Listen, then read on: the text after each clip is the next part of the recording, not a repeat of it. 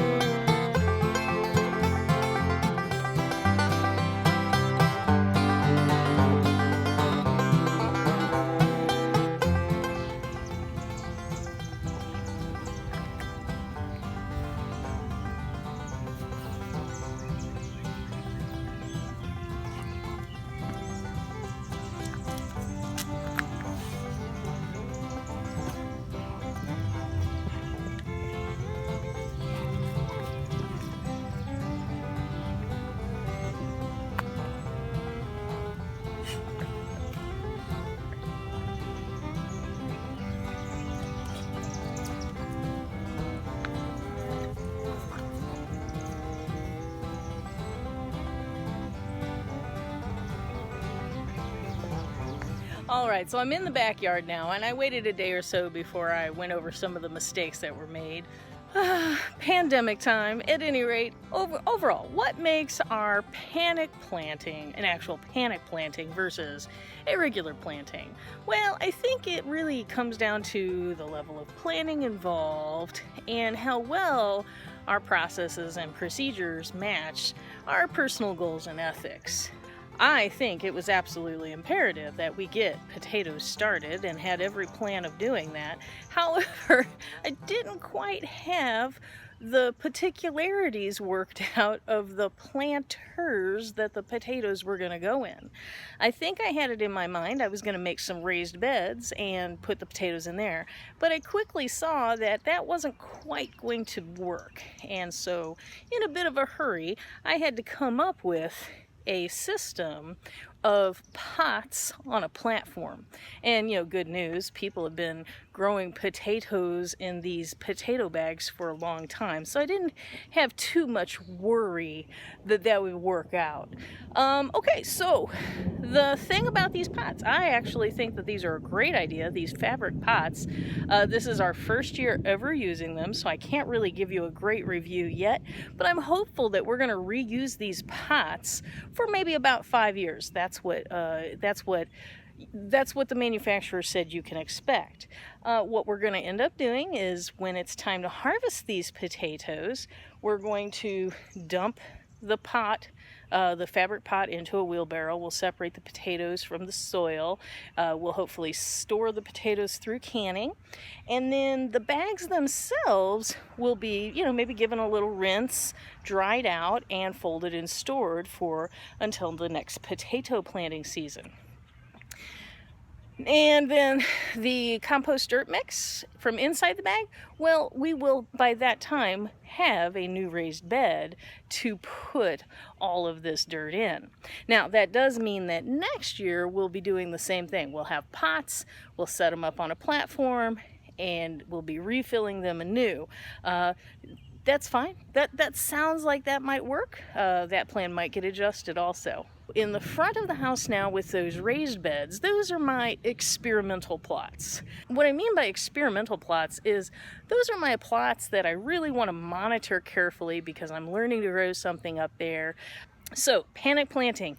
The problem-solving process resulted in some raised platforms. So, table bed, so to speak, with potato pots, fabric potato pots on it. We like that. That's a keeper. The front raised beds ended up being more of an experimental plot area.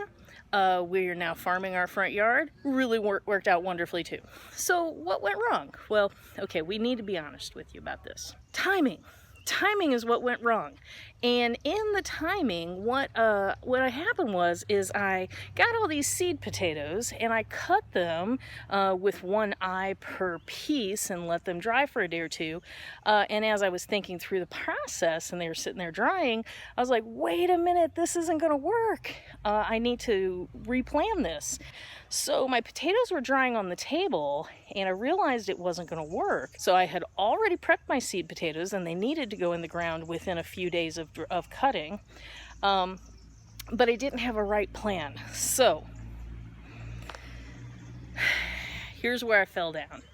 Our family has worked pretty hard to get away from Amazon. We rarely purchase anything through Amazon. We've really grown accustomed to figuring out, who supplies that item and going to them directly, even if the shipping is not as handy or not as easy. But what Amazon is able to do is they can ship things to you fast. I found a great deal on Amazon on these plant pots, and it was an amazing deal. And on top of it, shipping was going to be very, very fast because I hadn't planned things out ahead and purchased the potato pots, say, a month in advance.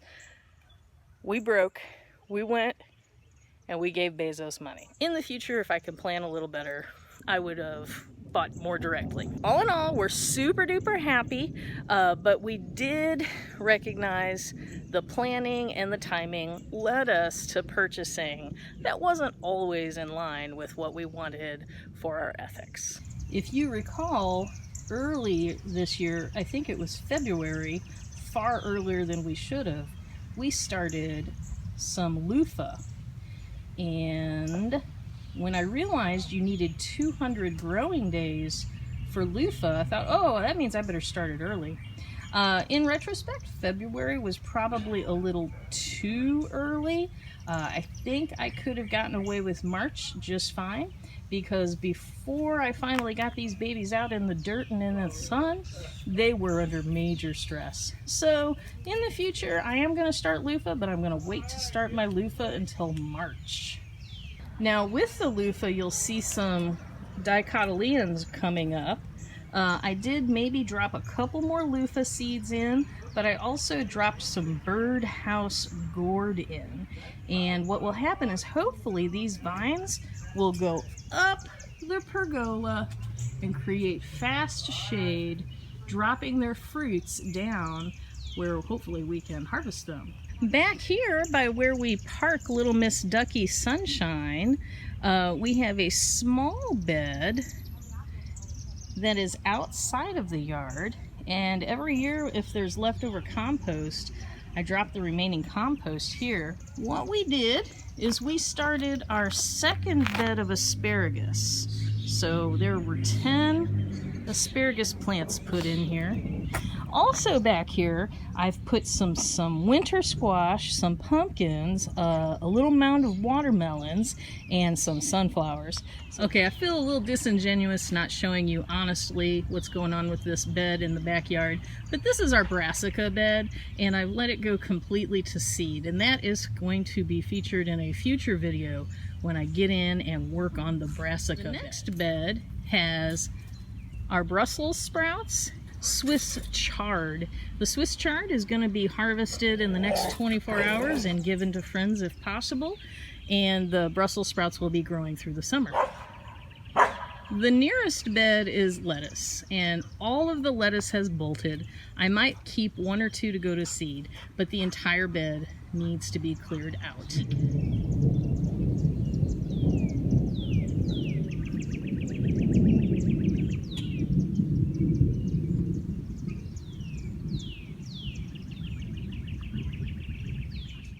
We haven't used the greenhouse for at least 2 weeks, if not 3 weeks, since Mother's Day. And all of the plants down here, mostly basil and peppers and a couple tomatoes and herbs. Oh, and marigolds. This all needs to be planted. It's going in those 2.5 beds that I'll be cleaning out this week. Here I have some herb pots just outside our back door. And there's lots of basil, oregano, lavender, chives, mint. Here's the other pots on the other side of the walkway by the back door, where we have sage, rosemary, basil, and a couple of neglected houseplants.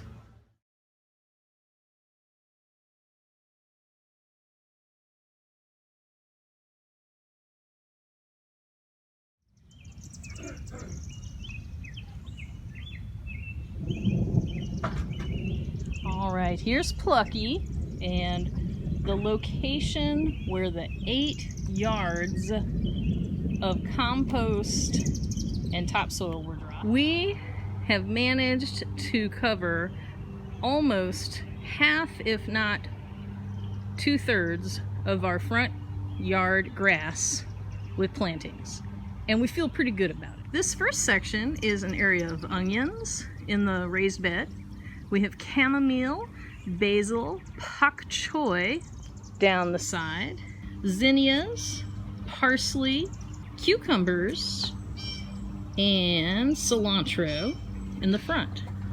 We've created a trellis for the cucumber to grow up. This section is an area of carrots where experimentally I've put some nasturtiums in the box along the front, as well as hope to grow 4 or 5 Clemson spineless okra. It's currently bordered by tomato plants that are ready to be planted in the garden and back.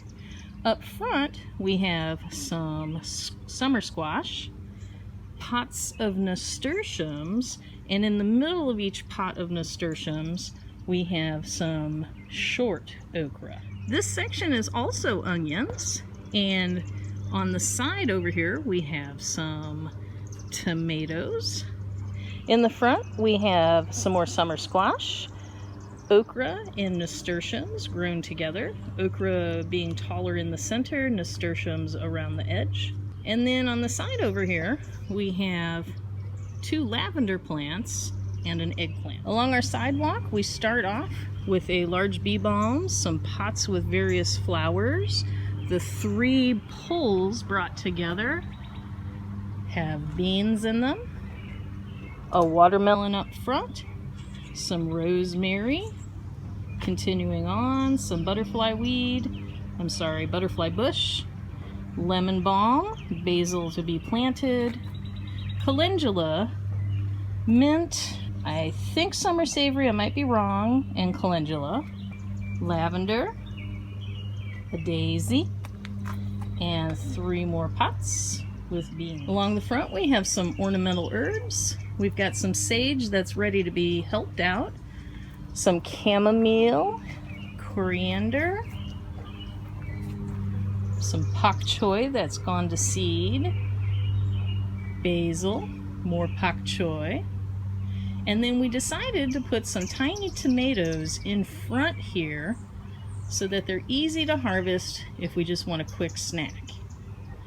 In the back, you see a long bed that's narrow, edged off for an asparagus garden. You'll see that some asparagus came back from last year. We planted 10 more plants.